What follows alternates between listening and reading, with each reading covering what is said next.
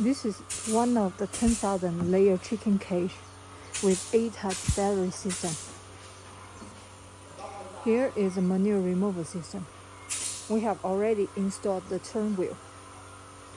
And after we finish the cage install, we will install the main motor and the rope. So this is 10,000 pieces bird project. So the 2 rows, each row 5,000 pieces birds. The workers there are installing the chicken cage. It is the well mesh part. So the 2 sides here is a bracket to handle the well mesh. You can.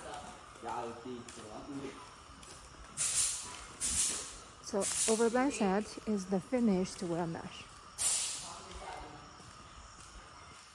So the whole chicken shed is around 8 meter times 8 meter.